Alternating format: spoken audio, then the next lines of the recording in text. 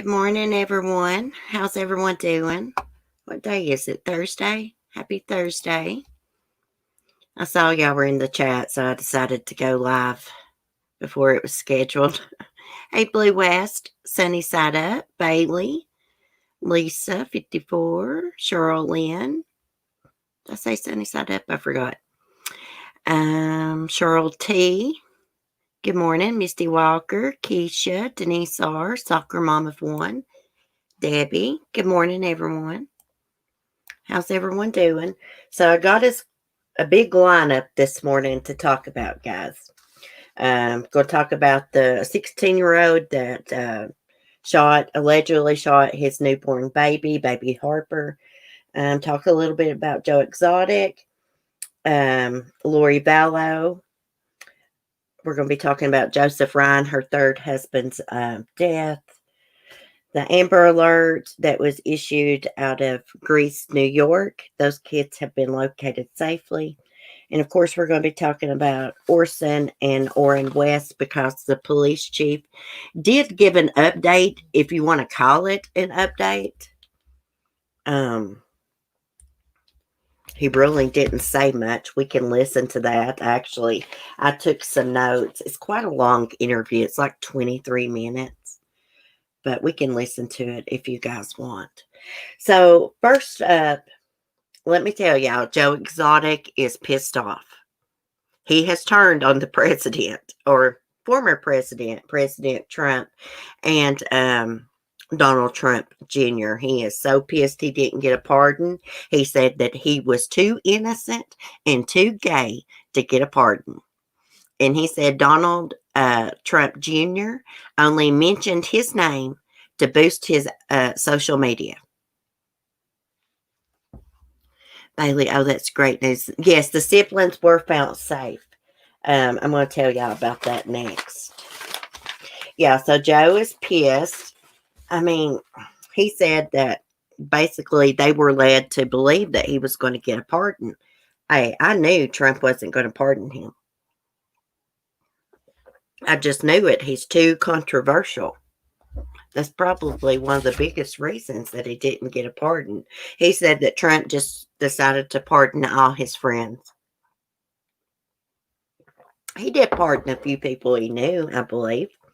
But he also pardoned a lot of people that were in prison. Some people that were in prison. Some he commuted their sentences. They was really pissed. They got that limo waiting outside the prison. Then he didn't get the pardon.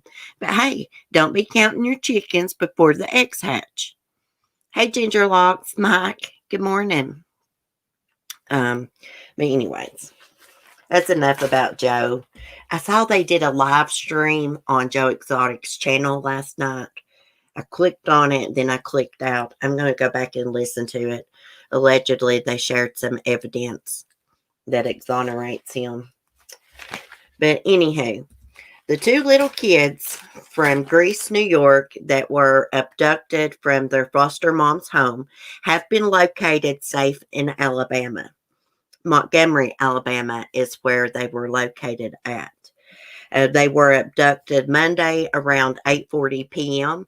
Two men dressed in flannel shirts and khaki pants with ski masks on broke through a window of the home, came inside. Foster mom comes downstairs, screams, they tie her up. Two other kids come down, they tie those kids up, duct tape their mouths and such. And the intruders were specifically looking for little Dimitri Cash Jr., age 4, and Shakira Cash, age 3. Now, there was a vehicle that was rented in, let me see if I can say this right, Rochester? Is it Rochester? Rochester, something like that, New York. There was a vehicle rented. They traced that vehicle somehow to Montgomery, Alabama. The police there staked out the residence.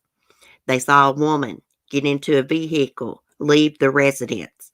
So they initiate a traffic stop, pull the vehicle over.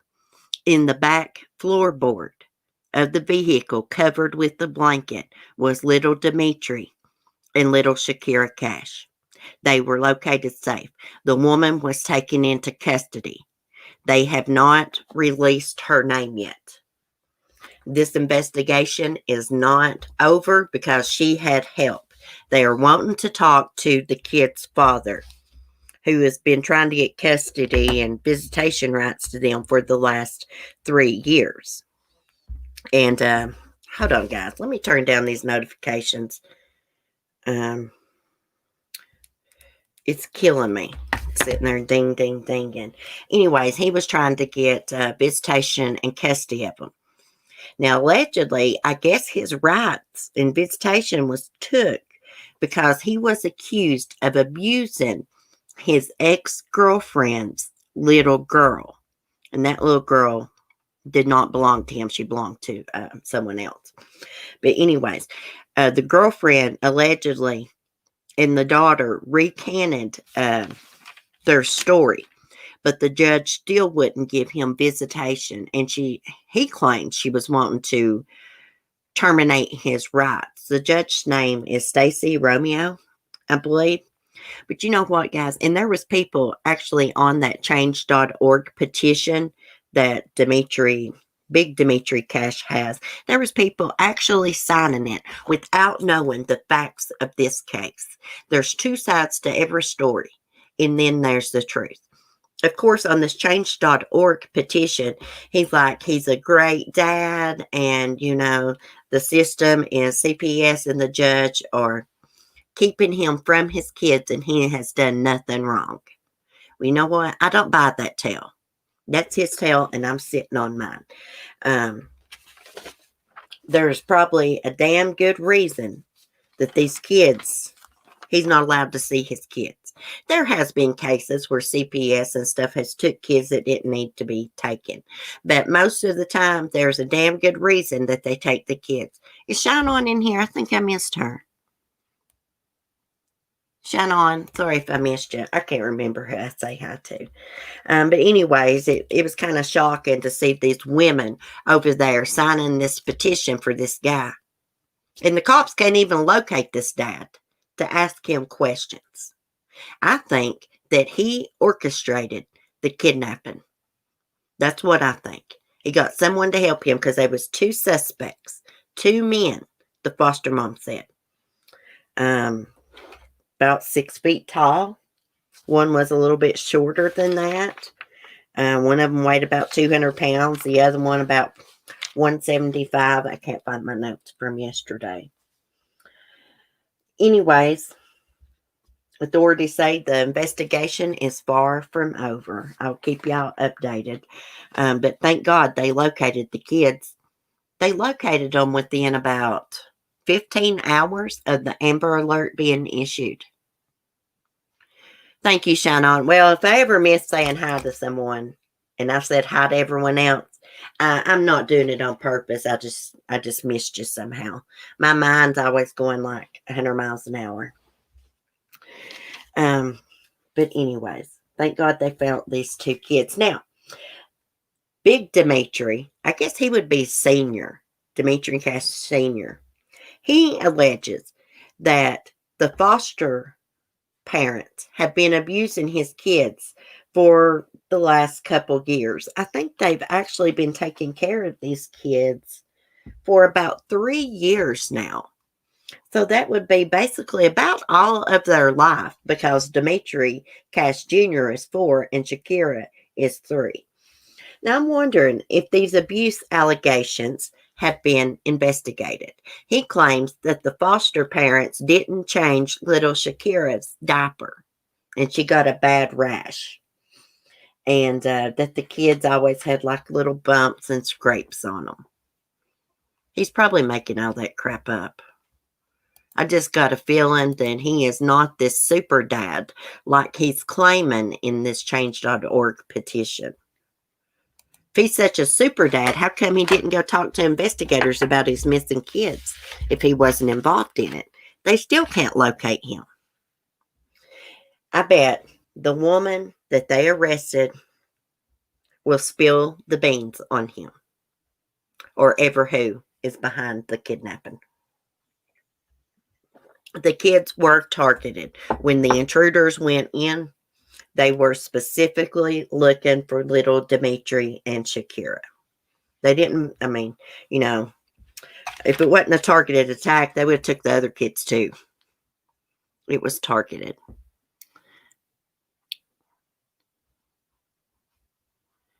Oh, I was just reading the chat, y'all. I was trying to see what y'all was talking about.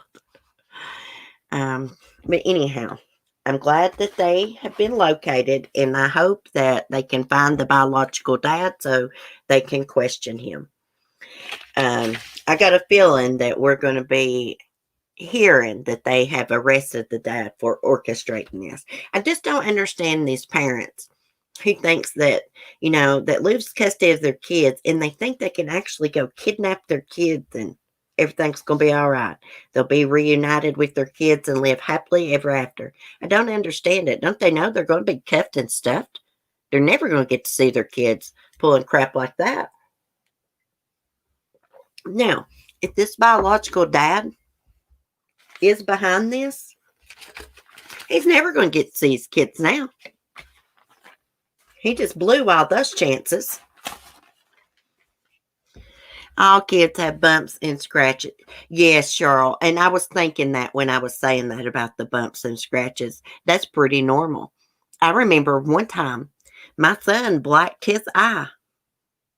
Yeah, he blacked his eye. He ran right into my brother's truck. Tailgate was down. Ran right into it. Hit him right on the eye. Or maybe that was the time he had the bump on the head. He ran into my brother's tailgate once, and one time he fell on and hit his eye or mouth on my coffee table. I can't remember. But it's pretty normal for kids to get banged up, you know, especially little toddlers when they're trying to walk and stuff like that. They're always falling. Anyways, I want to know where the biological mom is. Why don't she have custody of these kids? What happened to her? I mean, she could not even be alive. I don't know at this point. I've not heard anything about it. Anyhow, I'll keep y'all updated. I'm going to follow this closely. I'm just looking at my notes here. See what I was going to talk about next. Oh, that little son of a bitch and teeny bopper that shot his daughter. So true, CC. Same with people who kill spouses instead of divorce, thinking they will jump on their horse and ride out in the sunset with, I know, like, don't people watch the ID channel? You are not going to get by with murdering anyone. Some people have gotten by with it for like 30 and 40 years, but eventually they're caught. They always leave some kind of evidence behind at the crime scenes. Always. Okay, let me exit out of this. Let me get this little Logan T. Krunkenberg Anderson's picture pulled up here. He is from Wisconsin, 16 years old.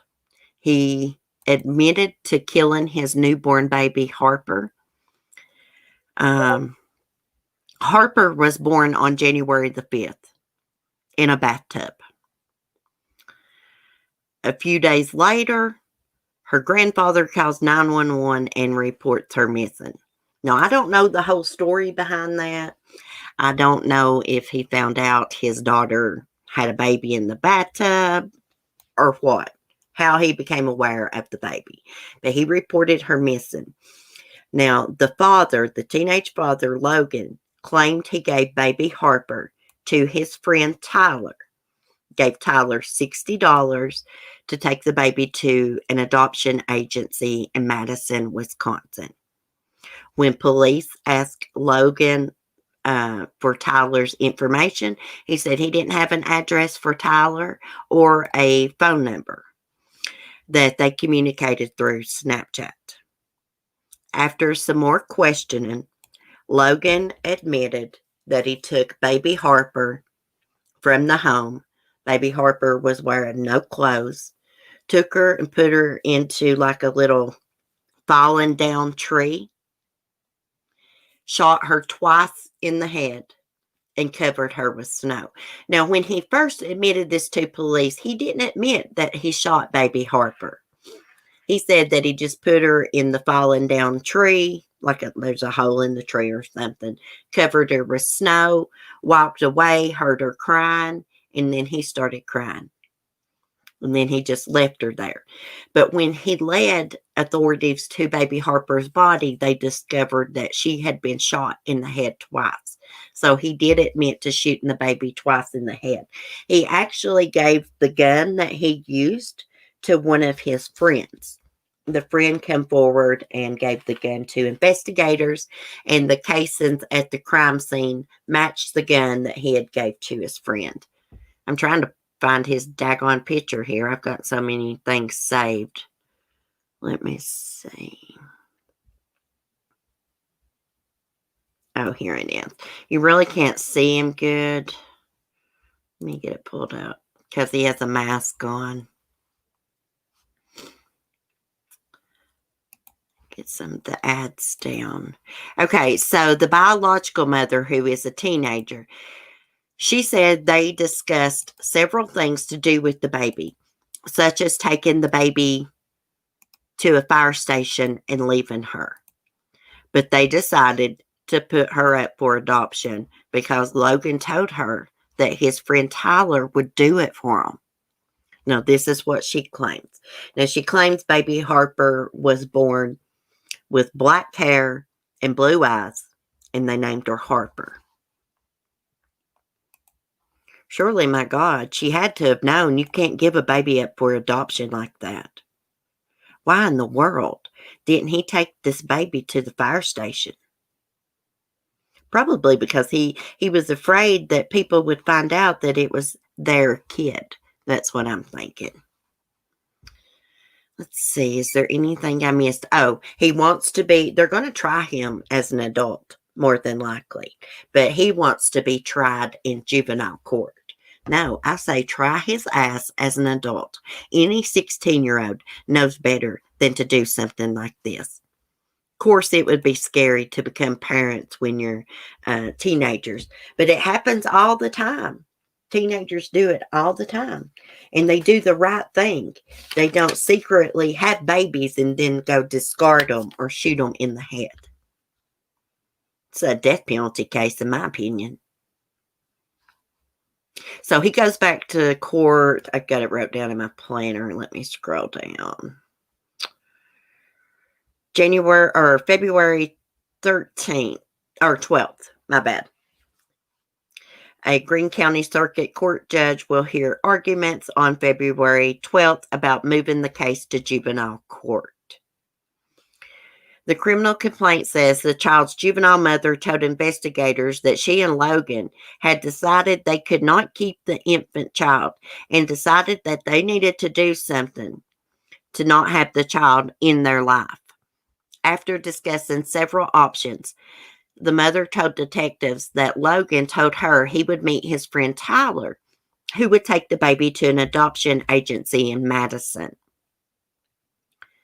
On January 9th, the juvenile mother's father called police when he learned that the father had taken the child. So it kind of sounds like to me that the girl's father did not know that maybe she had had a baby until afterwards and the baby was already gone from the house. I mean, that's just what I gather from this. Okay. Additionally, a juvenile male told police that Logan gave him a gun on January 8th. Chief Ritter said the firearm caliber was consistent with the casings and fired projectiles located by law enforcement and crime laboratory personnel. So it looks, I mean, he admitted this. Looks like he really did do this. Now, I don't know how much the mother really knows. I mean, is it possible that he told her that he was taking the baby to give to someone that was going to take it to the adoption agency? It's a good possibility. Maybe kids are not as mature as when I was growing up, but at 16 years old, I would have known better than that. For real. I cannot believe that he, 16-year-old, shot his own newborn baby twice in the head. I mean, it just blows my mind. I can't believe that, a 16-year-old could be capable of doing something like that. We're going to talk about old Hoary Lori here in a minute. I just want to look at my chat for a minute. Hey, Love Shack Sarah, did you get your new washer, girl? No excuses, safe haven laws. They could have dropped the baby off and had no ramifications for doing so. Yes, exactly, Sarah. That's what those safe haven laws are for. You can drop a baby off, I believe, up to a month. Is it a month old or 2 months old? No questions asked. He is a little psychopath. The truth's known. If you probably talk to people who grew up around him, they'd say he abused animals, if the truth's known. Denise R., oh my God, I know it. He shot that baby twice in the head. He took her from the house without any clothes on. Bless her heart. And laid her down on the snow. Now, I read that they could tell somehow that she was alive when he laid her down in the snow, in that fallen down tree trunk or whatever. I don't know. Maybe the teenage girl should be facing some charges too. I'm not sure. I'm just so conflicted. Like, I get that she's young and probably scared.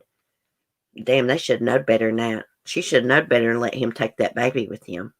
That's just my opinion. Yeah, she's a little bit of a dumbass. When I was 16 years old, I knew if you wanted to put a baby up for adoption, you had to sign papers and stuff. Didn't she know that? Naive, maybe? Sheltered? Maybe she's lived a sheltered life. I'm wondering the same thing, Sarah. Did no one notice she was pregnant? And how did her dad learn of the baby? Because from everything I've read, it makes out like he learned of the baby after she had the baby and the baby was already gone from the house. Now, she had little Harper in the bathtub. Have no words. I'm beyond furious. All I see is red. I know. These cases get to me, especially the kids' cases. Teenage girls will believe anything that their boyfriends say, but she definitely needs to be looked into. Yeah, they need to look into her story. Teenage girls can be a little bit naive and believe everything that they're told from a boy. I agree with that. Like, I don't want to be too hard on her because she's young and she was probably scared, but I'm like, damn, what was they thinking? I'm like, I don't know. They need to look into her story. And why did he decide to kill the baby instead of dropping it off at the fire station? I just don't get that unless he was afraid that someone would find out it was their baby. I don't know. We're going to keep following this. I said the other day we were, and I'd like to watch the trial for this too.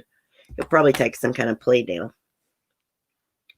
I want to learn more details. I want to know if that girl's father knew she was pregnant. I just need to know more.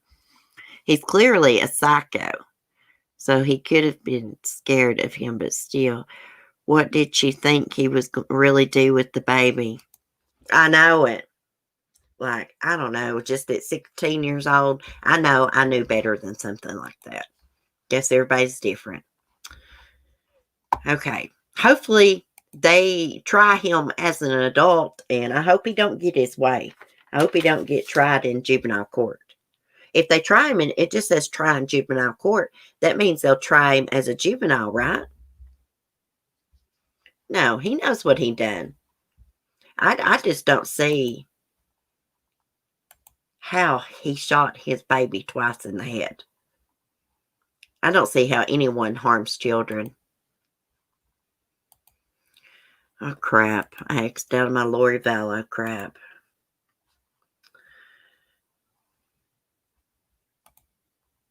Let me find it.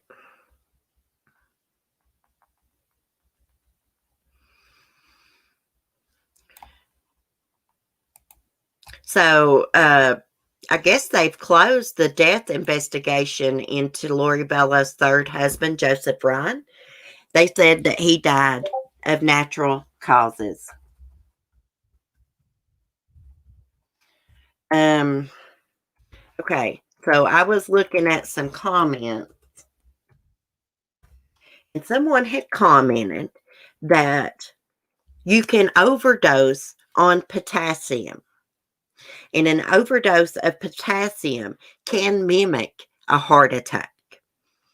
So I got online and I started looking up potassium overdoses, what it can cause. It can cause heart failure, anxiety, muscle spasms, tiredness, cramps, diarrhea, weak pulse, irritability.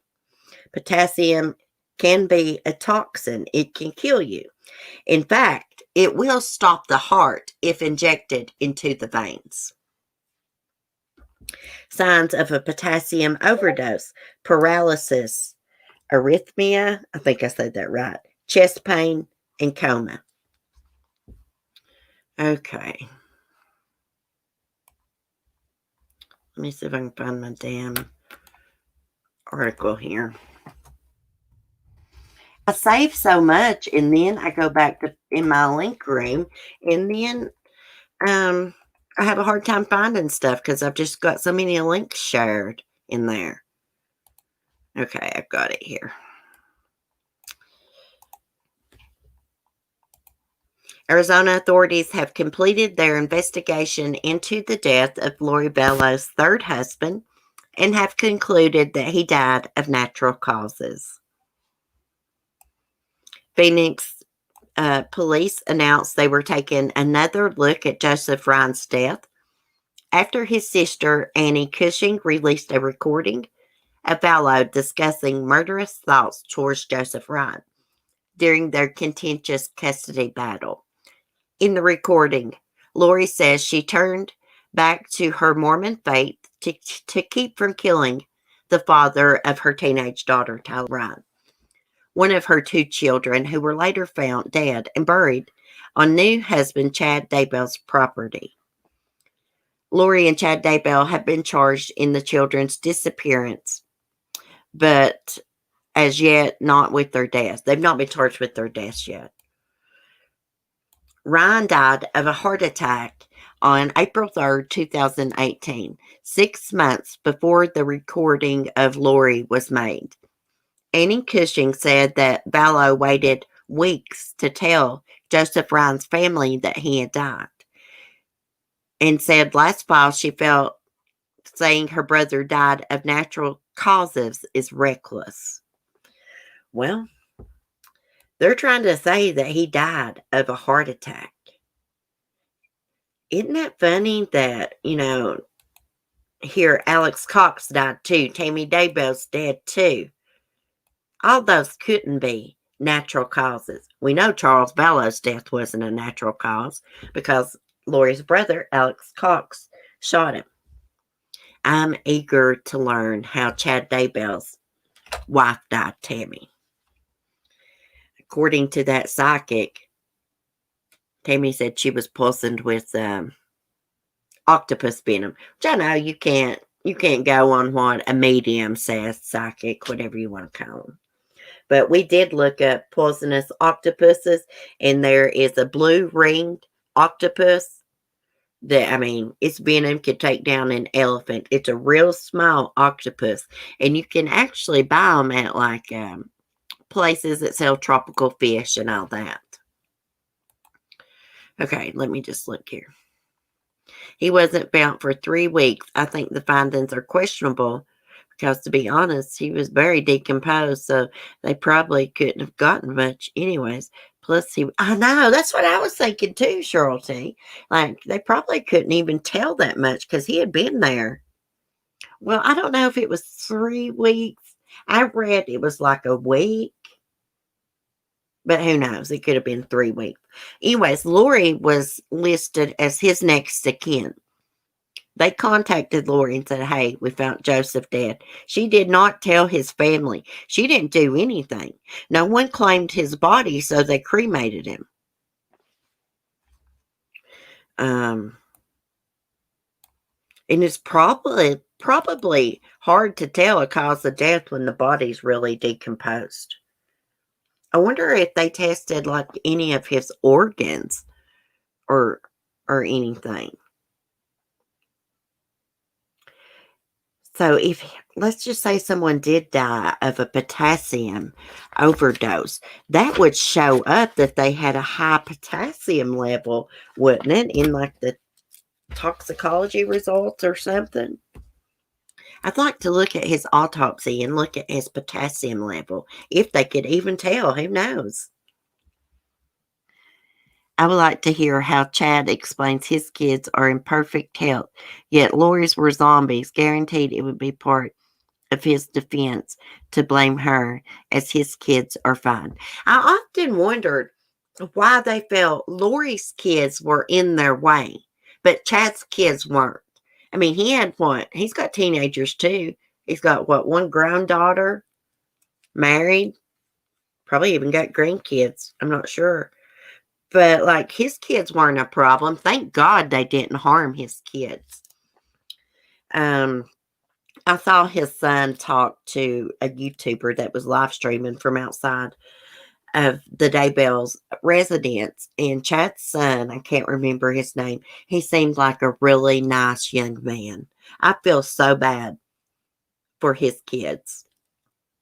His grown daughter, I mean, I feel bad for her. She lost her mother and stuff, and her dad's been accused of murder, had 2 kids buried on his property. But like, she is brainwashed by Chad. She believes he's totally innocent. I don't know about now, but before she was defending him. Of course, I still feel bad for her, but she got to get away from her daddy because he's brainwashed her. She acts as crazy as him. I think all of his kids are grown. One of them looked like a teenager, probably 17, 18 years old, this boy. Crap, I knew his name. Now I can't think of it. Was it Garrett? Maybe not. I can't think. Is it Caleb? Lori's eldest. Oh, what's his name? Kobe. Kobe Ryan Bailey is Lori's oldest son. Yes, he seems like he's a nice young man. And actually, he has a baby with his wife. I don't think Lori actually liked her daughter-in-law that much because she wasn't a Mormon. You know, if you're not a Mormon, you're going to hell, according to Lori and Chad. You're going to hell. We're all going to hell, y'all. Tylee had to be an adult. She had to help take care of JJ, didn't she, Alyssa? Like, I get Chad's daughter taking up for him. Like, that's her dad. She probably doesn't want to believe all this stuff. But look, there was 2 kids buried in his backyard. How much more proof does she need? And another thing, I think her and her husband took down some of the items, you know, like the community had left on the fence, little signs, teddy bears, all that. I think they took down some of the memorial stuff. Lori was jealous, too, of her daughter-in-law. She probably was, because her daughter-in-law is beautiful. Absolutely beautiful. She seems like she's a nice young lady. Oh, yes, Kobe, I'm so happy he is just as outraged and disgusted with her. Can you imagine what it was like for Tylee to live in the house with Lori and her stupid uncle Alex Cox and Chad Daybell, and them going on and on about their damn stupid cult stuff and zombies? Can you imagine? I bet she used to roll her eyes all the time. I can't imagine having to listen to that crap all the time. there can only be one beauty in the family. Well, I got news for old hoary Lori. She is not beautiful. No, because she got an ugly heart and soul. Her outside appearance, to me, she's ugly. Now, back in the day, before all this happened, the videos of her in that Mistress Texas beauty pageant, Lori was a pretty woman. But now, to me, she's ugly. Because she's evil. Back before she became a murderer. Hoary Lori, Mike. She's a weirdo, Mike. Chad Daybell is a doofus. Hey, I cracked up when on that recording of the prosecutor talking to Lori's sister Summer.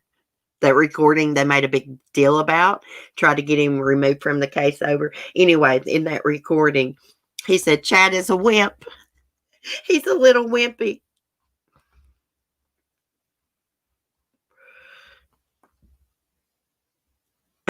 Mike, if I got you cracking up. Hey, Southern Mom. Hey, Chad's a wuss. I would call him the P word, but I don't really like to say that too much unless I'm mad. He's a complete wuss. The prosecutor said when they arrested Lori in Hawaii that Chad looked like he was about to pee his pants, said he looked scared to death. Well, in the jail recording, when they were raiding his house that day and they found the bodies in the backyard, in the jail recording, when he talked to Lori, you could hear it in his voice. He was scared to death. He knew the gig was up. He knew it. He was going to be cuffed and stuffed. That's why the weirdo tried to flee.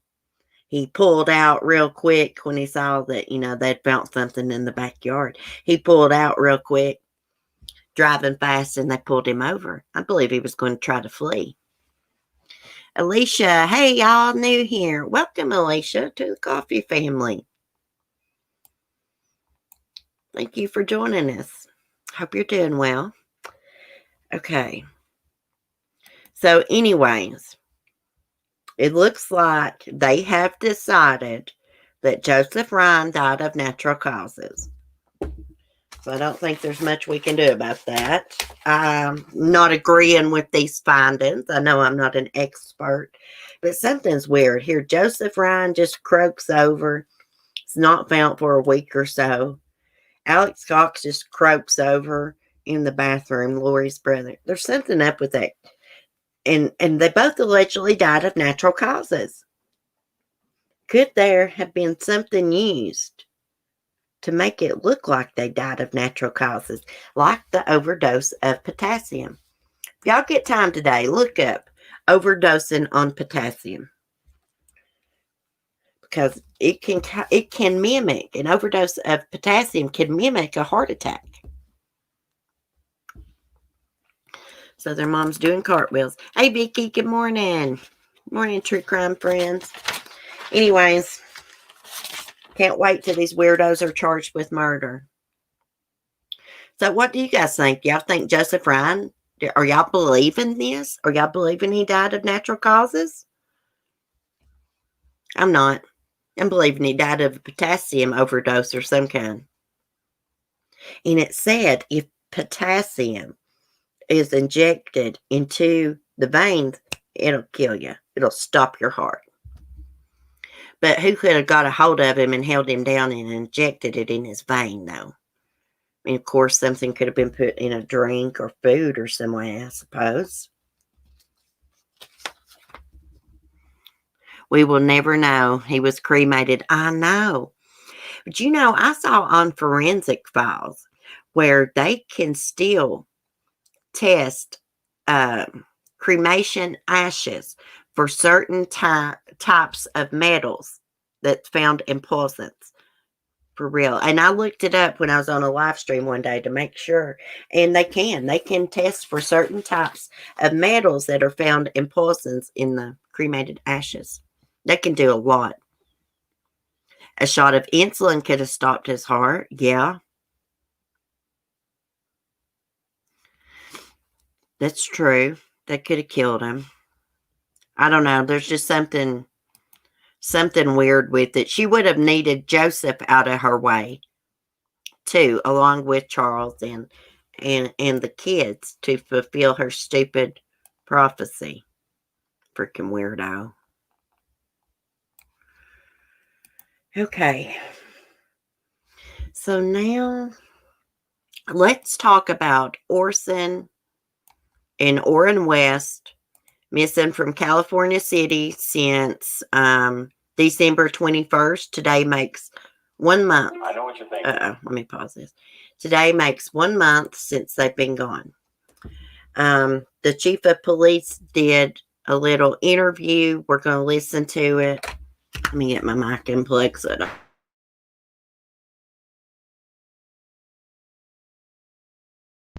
crap, it always mutes me when I unplug my mic. We're going to listen to his interview.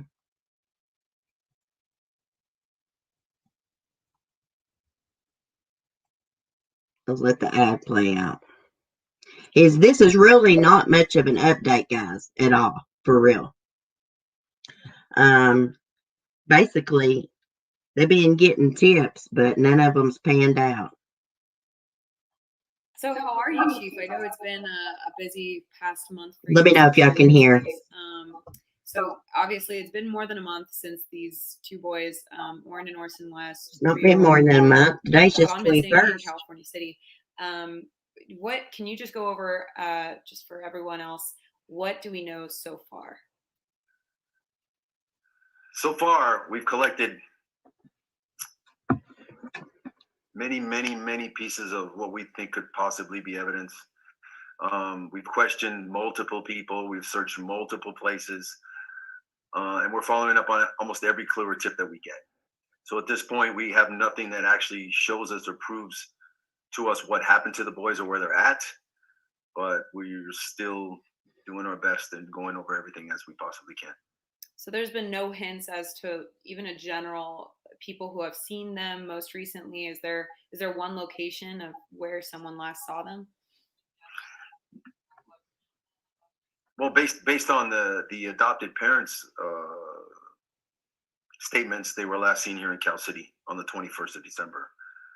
As far as anyone else seeing them any particular times, was prior to those dates. So again, we've had clues and tips to people that think they've possibly seen them or actually spoke with them, which have not panned out to this point. Yeah. So there's no really way to verify whether someone's telling you the truth if they actually did see these two kids. No, other than follow up on it. And if it leads somewhere, we go, and if it doesn't, then we go on to the next. Could you give me, other than the adoptive parents, where and when was the last time someone outside of those parents saw those kids? Again, we're not sure. Okay. With the people we've talked to, maybe saw them before, way before, days before. We're trying to nail all that down. But after, we haven't been able to come up with anybody who has seen them since. We followed up on some leads and some tips and some clues that once again did not pan out to be true. Exactly. Okay, then. So why? I know you spoke with us with the media a few weeks ago, clarifying everything that you've known. It doesn't seem like. We've seen some action and some different things happening from police and the adoptive parents as well. But could you tell us why there hasn't been any update from police recently? We don't have a whole lot of new information that we can actually share. So when I get these calls for updates, all I can say is, we're still working on it and we have nothing new to share with you at this time. Yeah. They don't know crap, guys. Nothing. Mostly, at this point, it's going through evidence of things that you guys have taken from the house, correct? And things that... Correct. Processing all the evidence, we have, hours of security video from the surrounding neighborhood. We have hours of body cam video that was turned in and downloaded by our officers during the investigation that we're still going through, and hours of interviews that we're still going over. Yeah. Has there been any new, have you gotten back any analysis reports of the evidence that has been from the from that house, or is it still being processed? Nothing significant as of yet. Okay. So there isn't, just to clarify, there hasn't been anything really new since the last time we spoke. Nothing big or earth shattering that I can share at this point. The only, I mean, in terms of the investigation, but in terms of outside of that, we know that the adoptive parents are no longer in the house. They moved out kind of right after Christmas, and we don't really know where they've been. But people did see there was a man that came and boarded up the windows. I know there was some vandalism to the windows of the house by neighbors who are just frustrated with this situation. But obviously that's trespassing. Have you arrested anyone who, No. vandalized the house? Did you? We haven't made any arrests on that. To the best of my knowledge, there was a window broken that has been boarded up, and that is true. We believe that they are no longer living in the house, but we do also believe that they've been back a couple of times to either take items out of the house or whatever. But as far as we know, we spot check it quite often, and we don't see a whole lot of activity at the house. Yeah, and so the man came to board up the windows. A neighbor told me that man was hired by Trezell West, the adoptive father. But there is a one rumor that police paid for that boarding up the windows. Is that, can you? Yeah. No. Okay. Just to clarify that. Trust me, I know that. Police weren't involved in the boarding up of that house. No. And so Trezell and Jacqueline West, the two adoptive parents, they're allowed to go in and out of the house as freely as they'd like. But absolutely. But police also have that warrant, and they're able to go in and out freely, correct? Every time we choose to go in, we'll get a new warrant. It's just it's better that way, and it's cleaner. Okay. So if we choose to go back in, we'll obtain another warrant. And when was the last time police went into the house? I think it's been about a week and a half since we've been back. And did you take out more evidence, more things from that? I think we took out one piece of evidence at the time. Yeah. Could you clarify, like, how much have police taken out of that house? I know I remember when I was there was bags of things taken out by FBI agents and Cal City PD. Is there any way to talk about? I can't speak to actually how many pieces of evidence we've recovered from the residence. I know it's quite a few, from inside the residence, outside the residence, and around the backyard and such, out of the garage, out of one of the, there's a shed in the back. So we've taken items out of there as well. Can you verify that, police have searched every corner of that house? Is that correct? I can absolutely testify to we have searched every corner of that house. Even, yes. I mean, I know we have those videos of the, FBI and other agencies working with Cal City PD digging up the backyard of the house. Yes. And I believe you guys did take some pieces of evidence out of the backyard, but nothing substantial was found back then, correct? No. And so something that a lot of people have been asking me, and a lot of people believe that the kids could be, unfortunately, underneath the floorboards of the house, not the backyard, but in the house, underneath the house. Have police looked under there? We've looked everywhere possible in the house we can possibly look, and we brought in search dogs, cadaver dogs. Every dog you can think of has been in that house and has not had any hits anywhere in the house. If the kids were under the floorboard of the house, it would smell. You would be able to smell it. Okay, but can you verify that you've searched under the floors of the house? We've searched everywhere we can possibly search in that house. Yes. Okay. And I believe the house is on a slab, so it would be pretty hard to get under the slab. Can you clarify what that means? A slab foundation, which means cement foundation. Oh, okay. Okay, and so how many people are on Cal City Police Department? Just curiosity. I've total, including myself, we have 13 sworn. 13 sworn in. And so I know last time I spoke with you, you said there were 4 total agencies working on this case, or are there more now? At that time, probably, yeah. How many agencies are now working on this case? Are they I still think we're down to 2. 2 agencies now? Is the FBI still involved? Are they still supporting you guys? They're still processing our evidence, to the best of my knowledge. And some of that evidence is also being processed by Bakersfield Police currently. That is correct. Okay, They've been a huge help. so those 2 agencies that are still remaining are BPD and Bakersfield has played a big part because, they have the technology, they have the labs, and they have the manpower to help us out. yeah. Oh, and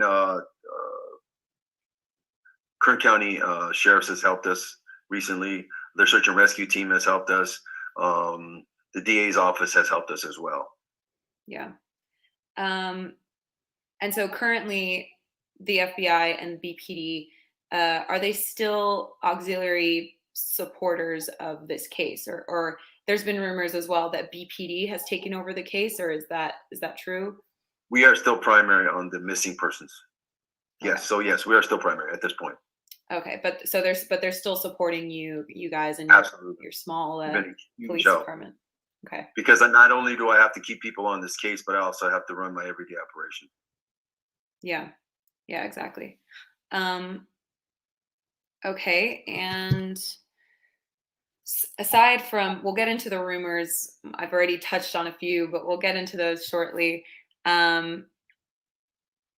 I know that there have been some, you mentioned you've been following up on every clue or every investigation or kind of, what's the word, lead that any of the locals or the neighbors have given you. Yes. Could you, have there been a lot of false leads or discoveries Yes. from the public? Could you touch on Well, those?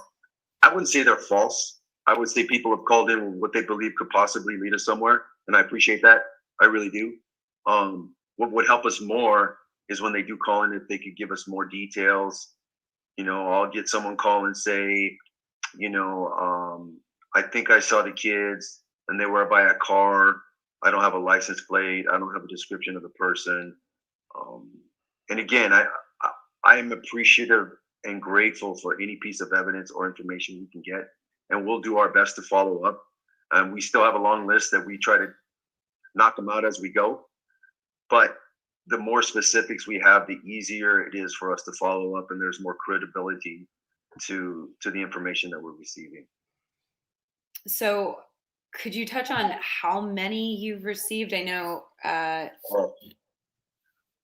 What we do is if those calls come into our dispatch has a tablet that's several pages long in dispatch, and those get forwarded to me on a daily basis, and I do my best to, if I'm not doing the follow-up absolutely myself, doing the legwork myself, I try to delegate that out to one of my officers to do the follow-up. Yeah. But you generally follow up on most of those leads, or the best. So between us and Bakersfield, we try to follow up on everything. Yeah. If it has enough substance for us to follow up on. Yeah. So I know the reward money is at $100,000 at this point. Last I heard it was at 80. So yeah, I have not been keeping track of that. I have been as a journalist, but there have been, substantial amounts from even the adoptive family, the city, the local businesses. A lot of people have been pitching in, Which is amazing. Yeah, it is amazing, and it's mainly out of the hope to get someone to step forward with, of course, with information. Right. You do believe someone knows something and they're just not stepping forward. Of course. Someone out there knows something. They know where these boys are, what's happened to these boys. Yes, there has to be someone. It's not possible that these boys just walked out of the house and are missing. I'm not going to say it's not possible. It's not likely in my mind. So it had to be, some other person involved, whether, a neighbor or, a family member or something like that. That's what I think. Is it looking more like since it's been a month since these kids have been missing? I know after the first 48 hours, it's everyone knows that statistic. It's less and less likely I'm not the liking cities this guy. to find these kids alive. Do you think it's Well, just to be clear, the 48 hours is usually in some kind of homicide. yeah? If the first 48 hours are the critical, and I understand that. But if these kids are still alive, and there's still hope, then time. The longer it takes, obviously, the less chance that we're going to find them. But I still have hope, and I still have confidence that we will. Is it looking more like a recovery than it is a search and discovery? Again, I don't want to say that. I want to remain optimistic that they're still alive. Yeah. So how much, or has anyone actually come forward with new information that they think would win them the award money, like anything like that? Yeah, we've had dozens of people come forward with what they believe is good information that hasn't panned out. Okay. But that's fine. I'm not discouraging that. I'm not turning anyone away. I understand. Isn't that what West said in his statement? He was looking for the boys that didn't pan out. I wish he wouldn't use that expression.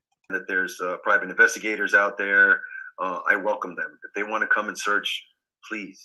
But the only thing I ask is you don't impede our investigation, and anything you do find, please share with us so we can do our follow-up as well. Yeah, and how much longer until you think this would be considered a cold case? I don't want to put a time limit on that because we're still, actively looking. We're still actively working the case.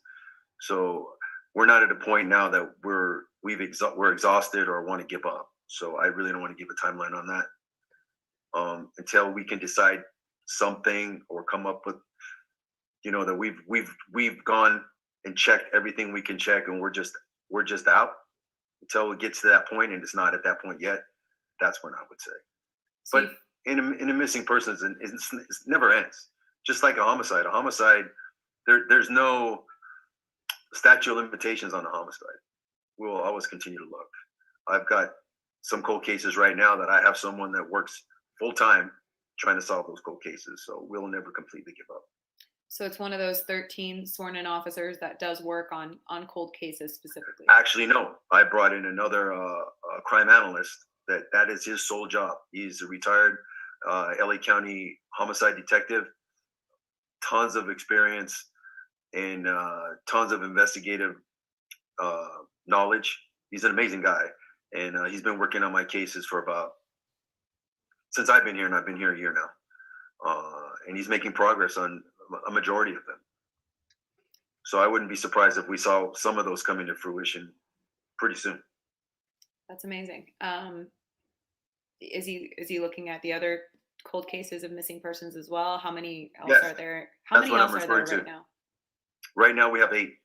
8 other missing cases that. But going back almost 20 years. Yeah. So we're close on about a third of those right now.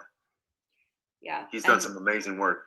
And to clarify, I mean, there was multiple human remains that have been found in various cities kind of surrounding California City.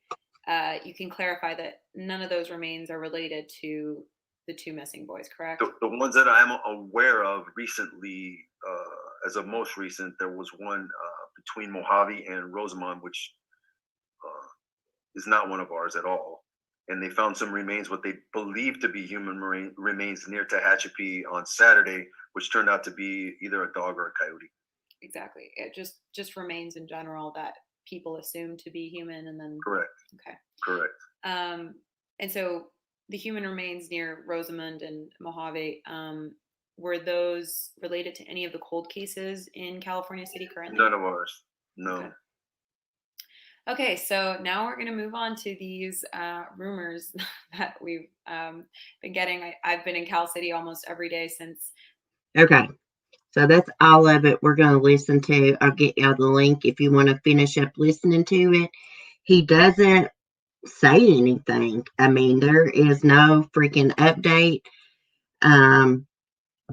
He did clear up one of the rumors about him being an actor. Yes, he used to try to do a little acting and a little singing back in 2015. Now, he said he worked with the LAPD for like, let me see, 28 years, I believe. Yeah, he worked for them for 28 years. But altogether, he's been in law enforcement for about 33 years. He just continues to say that someone knows where the kids are. Now, he did say the adoptive parents are living in Bakersfield, but he said he was not comfortable saying where they live at. Now, we all know they've been staying at that, what is it, Cathaloma Apartments with one of their mothers. I think it's Jacqueline's mother that lives there, actually. But anyways, guys, I hope this is not another Dior Kans case. And speaking of Dior, I have been researching his case. And we're going to be doing a live stream about that probably next week. I've been researching and taking notes. In Dior, he vanished, I believe it was in 2015 at a campground in Idaho.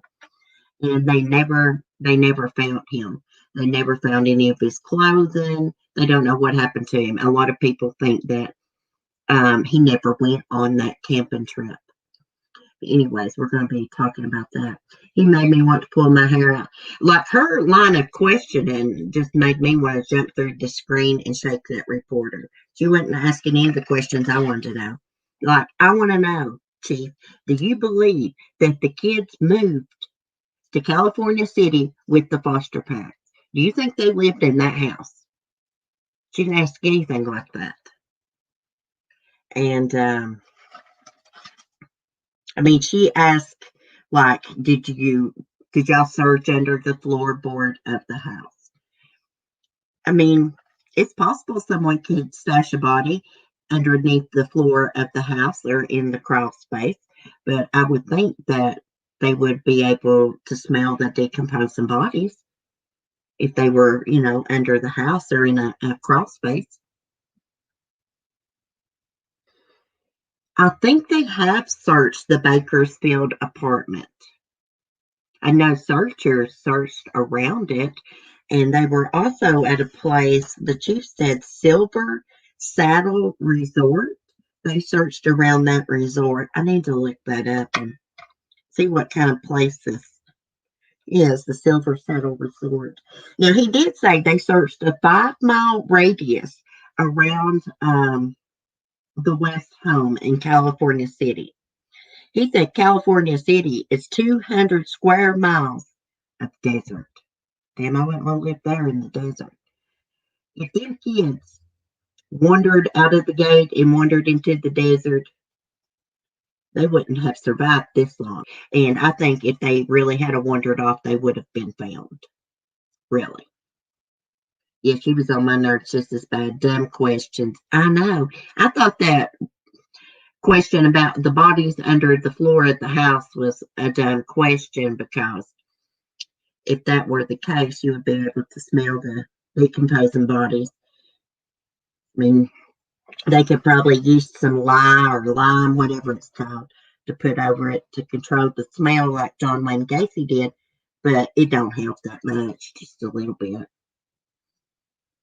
Someone would have seen them if they wandered off. Yeah, that's exactly right, because in the neighbor's surveillance video, about the time he's going looking for the kids, there is a neighbor that leaves, and you can see them go around the block. They would have seen those kids. There's no crawl space. It's a cement slab. Well, I didn't know if there would be a crawl space with the cement slab or what. I don't know a lot about houses and how they're constructed and stuff. But he did say they searched the attic and all that, and the shed out back. Didn't find anything. Did say they took a bunch of evidence. The FBI is still processing all of that. I want to know what they found on their devices, because Trezell West said himself they took all their, he said tech, and then he said cell phones. No bikes, no swings, no trampoline, no BB basketball hoop, no Tonka trucks, no balls, no chalk, no sandbox, nothing for kids to have fun outside with. Neighbors never saw the kids. Something he said when he was doing that one interview outside the home, he's like, "We don't allow the boys to play in dirt." And I'm like, "What? You don't allow little boys to play in the dirt? That's weird. Most little boys like to get dirty." I mean, most little boys, that would be their dream to have a backyard full of sand so they could play with their Tonka trucks, their dump trucks, all that. My son would have loved it.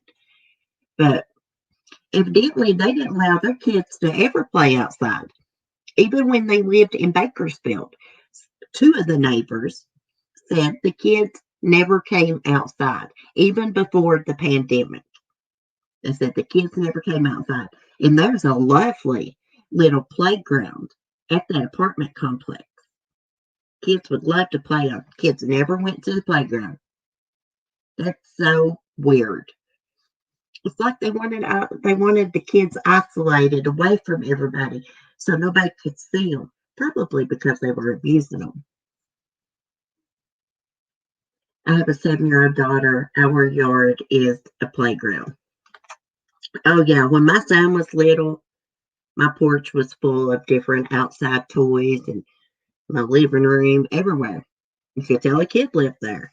You can't tell that 6 kids lived at that house. Crap, me even being a girl, when I was growing up, I would have loved to have had a backyard full of sand to play in. So why is that? Abuse, or they didn't want anyone knowing which children were coming or going, trafficking. There's some reason they wanted them isolated away from everyone. Crap, I can't talk. When my son was that age, I couldn't keep him clean. I know my son was always getting into dirt or something. Also, he kept saying during that interview, they're rambunctious. He said that twice. And I'm like, well, thinking, did that bother you that they were rambunctious? Kids just don't disappear like this. We're talking about 2 little boys, 3 and 4 years old, never allowed outside much. They're not just going to take off into the desert and it getting almost dark. Actually, Trezell said, "Oh, it was about 4:30, 5, getting dark." Hey, it don't get dark at 4:30 or 5. I know it don't. I mean, unless it's different in California than it is in Virginia here. It gets dark about 5:45 here. My chickens usually go up about 5:40. My daughter has a playhouse, a sandbox, reset, trampoline, pool in the summer, bikes, skateboards. Oh, she's got it made. She's got everything, Sarah. I want to play with y'all. Y'all got hula hoops, bubbles, everything. Anyway, seriously. Yeah, I mean, why do they have all these kids, but they're never outside? There's no toys. There's no nothing. Were they running there, a damn boot camp? Now, the kids they used to foster, according to the neighbor, the 2 Hispanic boys, they said Trezell was mean to them. Now, Trezell and Jacqueline claim they gave those boys back to CPS foster care because they were caught smoking weed. I seriously doubt that. The little boys, according to the neighbors, seemed like they were scared to death of Trezell. So I seriously doubt, they got marijuana somewhere. We're talking about 2 little bitty boys. But anyways, the neighbor's little boy said, hey, they were so scared of Trezell, they didn't even want him knocking on their door asking if they could come and play. They told him to always talk to them at the window, knock on the window. Yeah, it stood out to me too when he said rambunctious, and when he also said he was talking about searching for them, and he's like, oh, that didn't pan out. And I'm like, what an odd statement. I know people say that expression all the time. Like, I tried to do something, it didn't pan out. It just sounded so weird coming from him in this particular situation. And his little wifey, Jacqueline, you could see the bitch come out in her in that interview when she was talking to the crowd. I could just see her whole personality that day. And I thought to myself, I bet you're real hateful behind closed doors. Because she was moving her fingers, pointing towards the crowd because they were questioning them, saying stuff to them. And she's like, and this is why we didn't want to come out here. And I thought, well, that's very inappropriate. She should have just ignored what they were saying if it was getting to her and just focused on what the reporter was asking them. They had a hard time talking and explaining during that interview because I believe they were lying. It's hard to talk and explain things when you're trying to remember your story and keep it straight, and when you're lying. Yeah, I wanted to smack her too. I thought, gosh, making a fool out of yourself. What she should have done was just ignored them. You could tell they was really getting on Trezelle's nerves. It was like, how come you got to let a 3 and 4-year-old out in the yard by themselves and the adults go in the house? That's what one lady was asking them. You could tell he didn't like it. Yes, they were more concerned with explaining themselves than getting information out because Jacqueline says, now we don't want y'all to think that we haven't been out here searching and helping. The police told us to stay in the house. They had their best out there looking. That told me she was concerned of what the community was thinking about her because they know they didn't help search and they knew it looked bad. That's why she said that. That's what I think. I mean, if my son was missing, hell, if one of my dogs is missing, you'd have to hog tie me to keep me from searching for him. Of course, I wouldn't want to impede on the investigation, as that chief likes to say, but you couldn't stop me from looking for my son or one of my dogs or hell, even one of my chickens. They had to get the story straight like they had written it down, memorized. Yeah, and she was standing there beside of him, shaking her head at everything that he said. She's controlling, you can tell. Yeah. Everybody's talking about Trezelle, but how about Jacqueline? She was there too. She was their adopted mom, or is their adopted mom. She didn't even bring her ass out of the house to look for them. So she stood right there and lied to the reporters. Because we saw the neighbor's security footage. We didn't see her come out of the house. If she did, it was so dark we couldn't see her. We saw him just fine though. Yeah, it's common sense. She was okay. And another thing that stood out in the interview, they were not emotional. Now, some people like to hide their emotions. They don't like to cry in front of people. I get that. But they were not emotional, and I just didn't feel anything. It didn't touch my heart, anything they were saying. You know how sometimes you'll listen to like a mom plead for her missing daughter or missing son in an interview, and they're crying, and it touches you, and you just start crying with them because it just touches you. I didn't feel nothing like that. Nothing. I'm a very sensitive person too. I'm like an empath, and I didn't pick up on nothing besides that they were lying. It's hard to talk and explain things when you're lying and you don't know what you're talking about and you're trying to remember a story. Emotion doesn't have to be sobbing, no worry, no sense. Yeah, it don't have to be sobbing, but I didn't feel nothing. Like it was just like they were just standing there talking. It's like, I don't know, they didn't seem worried. They didn't seem panicked, desperate for help, desperate to find their boys. They didn't seem like any of that. Of course, people act different in different situations, but usually you can tell. I would lose my mind. My kids, my little dog, there would be no stopping me. I know it. My ladybug, she disappeared of one time, and she wasn't gone 20 minutes. I was out looking for me and Mark, riding up down the road. And when we come home, she was waiting on the porch. But we went way down the road and up in the hollers looking. Where would your mind go if you can't find your child? If some pervert snatched your child? Just that thought makes me want to vomit. I would be hysterical. I know you would be worried to death.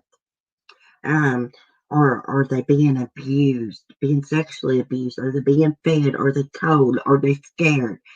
I didn't get any kind of sense of panic from those two at all. Yes, that is a little Yorkie, Alicia, in my picture. That is Miss Chloe. She's an old granny. She's got congestive heart failure. I took that right before Christmas. She's on medicine. She's doing okay. She still coughs a little bit here and there. And I got 4 dogs. Speaking of Chloe's, I have an update on the French bulldog named Chloe that was taken at gunpoint. I just so happened to be on TikTok this morning, and I came across the owner's TikTok, Sarah Borjas, something like that. Let me see. Yeah, Borjas. And she had put up a video, and I'm telling you what, the 3 guys that attacked her and took her dog, they really did a number on her. Okay, let me see if I can get it. Hold on.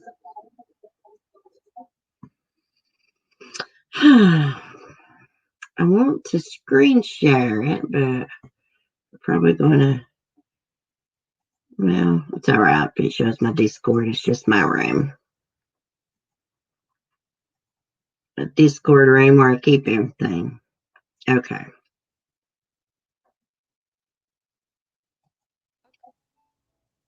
I was walking her at 5:45 p.m. in my neighborhood, and I was assaulted by 3 men holding a gun. They punched me twice in the face. This is what my face looked like right after the attack.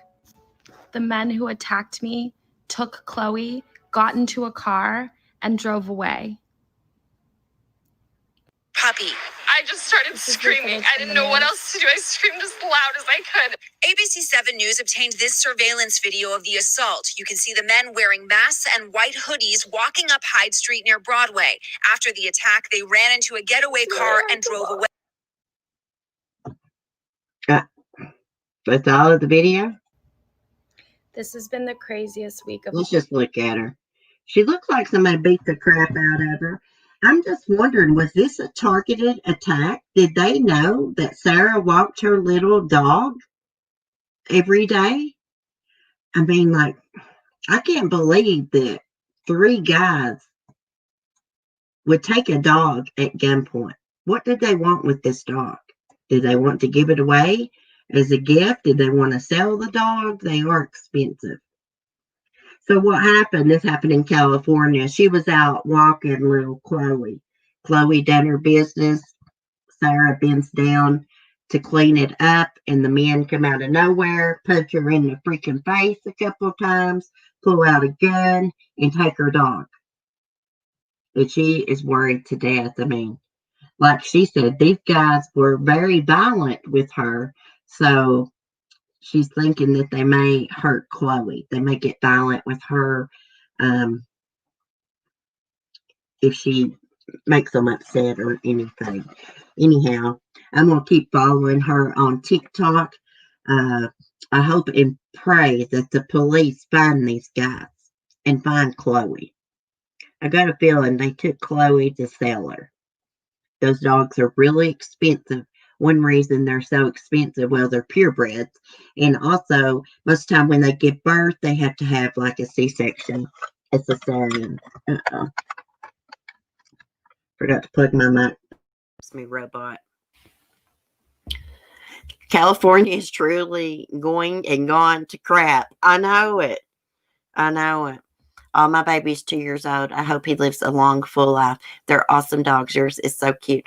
Well, actually, when I got my little Chloe, my little Yorkie, Alicia, she was an older dog, but she came from my hubby's grandmother. She had broke her hip and couldn't take care of her no more. And a few months after she broke her hip, she actually passed away. So I took Chloe in and gave her a home. I've had her for probably 6 or 7 years now. I've had her longer than I've had my beagles. Yeah, started out with just a schnauzer and ended up with 2 beagles and a Yorkie. The 6 chickens, a dwarf goat, and 4 or 5 hermit crabs. It is sad. Anyways, guys, I'm getting ready to get off here in a minute. Tomorrow's Friday, isn't it? Megan Boswell has a court appearance tomorrow. Probably be through like a video conference call. The prosecution's going to announce what punishment they're going to be seeking if, she's convicted of the murder charges of murdering baby Evelyn. My Yorkies for loving my life. Yorkies are great dogs, but they're notorious for getting congestive heart failure. And they can get some other diseases too, kidney disease and stuff. We first noticed something was wrong with Chloe. She kept coughing. And I would notice her heart was always beating fast when I pick her up. Anyways, turns out she had congestive heart failure. She also had an infection in her little teats. And she had an infection that was making her think she had milk and that she was pregnant. Finally got all that taken care of.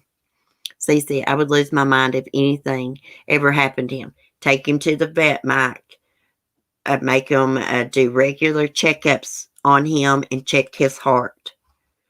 Another thing I've learned is soft food is bad for dogs.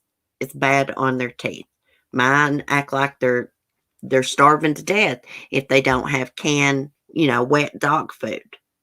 They'll have dry food and they will refuse to eat. Like they're just, starved to death, but won't eat the dry food. So what I'm going to try to do is I'm going to try to taper them off the wet food by mixing just a little bit into the dry food. And eventually I'll just get them eaten all dry. We do faithfully with all our dogs. Oh, great, Mike. Great. We've had trouble with our schnauzer, Smokey. Now he's having seizures. He's about 13 though now. But according to the vet, his heart and kidneys are okay. I called him the other day to make sure I was doing all the meds right, make sure they gave me Chloe's right medicine. And they said everything looked good on him. And that he was probably just having seizures because he's getting older. Sometimes it happens. My dog eats dry food. Yeah, it's bad to get them started on wet food, on canned food. My dogs love those little Caesars, those little dinners, but they're so bad on their teeth. They really are. Anyways, oh yeah, before I go, Saturday's my birthday, guys. I usually do my channel member stream Saturday night. I think I'm just going to have a stream for everybody. That's if I don't have any plans for my birthday. I don't think I'm going to do anything. I don't think Mark and I are going to go out or anything, but I'm planning on doing a stream. We're going to celebrate my 41st birthday. Damn, I can't believe I'm 41. Anyways, I'm going to try to get my lazy butt on camera if I can get my hair and makeup done. Also, channel members, we're not going to have a live stream this week. Next week, I'm going to try to do a Google Meet with everybody. And I'm just kind of going to rotate it. One week I'll do a channel member stream. The next week we'll do a Google Meet and hang out. I like the Google Meets because I can get to talk to everybody and get to know everyone. Birthday bash for Cece. Yeah, we're going to have a birthday bash. I'm going to get me some beer. I don't know what we're going to do yet, but we're just going to hang out and chill and goof off. Your dog likes candy? Hey, my dog Ladybug steals candy. She'll steal it off the nightstand, the kitchen counter, my desk. I've been finding cough drops everywhere. She steals them. I try to put them up from her, and she still gets them. I find them all over the house, half eaten. I can't do the wet dog food. It makes me sick to smell. I'm just so used to it, I guess, smelling it. Love a woman who drinks beer, Cece. Hey, I like to have me a couple beers sometimes. I like to drink Yingland. It's kind of like a dark beer.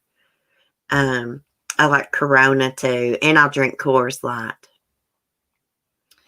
He gets the occasion sucker and will hold it in his paws, chomping. Oh, that's so funny, Sarah. You need to get that on video.